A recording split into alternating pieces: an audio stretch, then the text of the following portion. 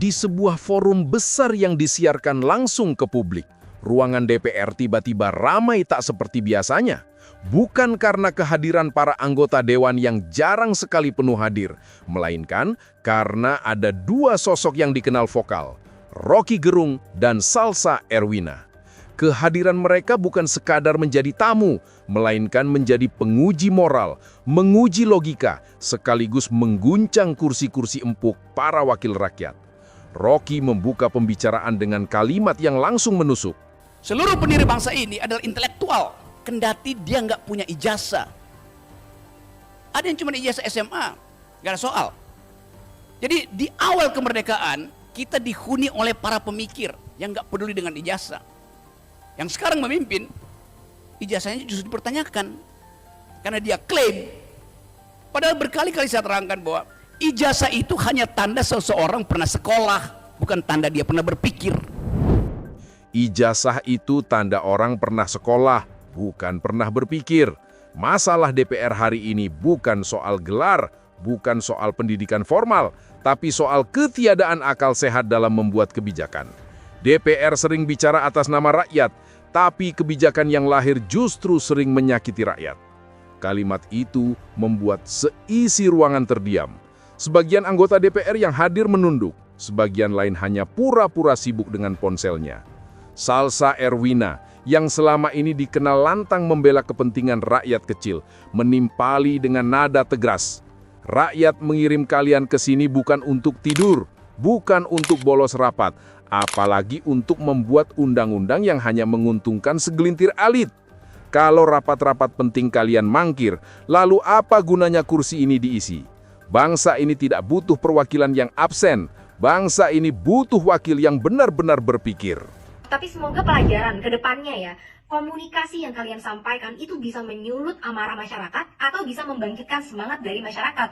Jadi berkomunikasilah yang baik, berkomunikasilah yang berpihak kepada masyarakat. Jangan sampai ambil dong pelajaran baru seminggu yang lalu 5 orang dipecat kok.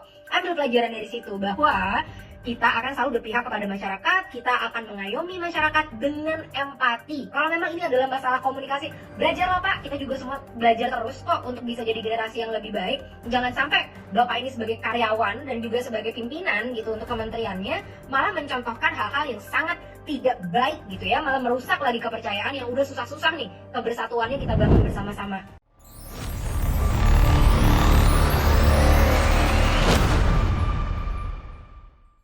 Hari-hari terakhir, DPR RI kembali menjadi pusat sorotan publik. Bukan karena prestasi, melainkan karena polemik tunjangan dan gaji anggota DPR, serta lambannya pembahasan RUU perampasan aset yang sangat ditunggu rakyat. Kemarahan rakyat semakin besar ketika mereka tahu total penghasilan anggota DPR bisa menembus lebih dari 100 juta rupiah per bulan, ditambah tunjangan rumah, transportasi, hingga fasilitas mewah lainnya. Puncaknya adalah ketika beredar kabar adanya usulan tunjangan rumah puluhan juta rupiah per bulan di tengah kondisi rakyat yang terhimpit oleh mahalnya harga kebutuhan pokok. Disinilah Rocky Gerung tampil memberi kritik yang tajam. Dengan gaya sarkastik yang khas, ia berkata, ijazah itu tanda orang pernah sekolah, bukan pernah berpikir. DPR ini isinya orang-orang berijazah, tapi tidak terbukti berpikir untuk rakyat. Kalau rakyat lapar, DPR justru sibuk mengatur tunjangan. Kata-kata itu menjadi pukulan keras. Rocky menambahkan tunjangan yang berlebihan hanyalah simbol kerakusan politik. Pemotongan tunjangan perumahan yang diumumkan DPR pada akhir Agustus 2025 hanyalah obat manis, sementara akar persoalan belum disentuh. Kalian potong tunjangan supaya rakyat diam, padahal rakyat menuntut akal sehat. Yang dibutuhkan bukan sekedar potongan uang, tapi sikap moral. Jangan bayangkan legitimasi bisa dibeli dengan pencitraan. Salsa Erwina, aktivis muda yang kerap menyuarakan kepentingan rakyat kecil, juga ikut menyuarakan kritik keras. Ia menegaskan bahwa rakyat mengirim wakilnya ke DPR bukan untuk tidur, bukan untuk bolos rapat, apalagi untuk membuat undang-undang yang hanya menguntungkan segelintir elit. Kalau rapat-rapat penting kalian mangkir, lalu apa gunanya kursi ini diisi?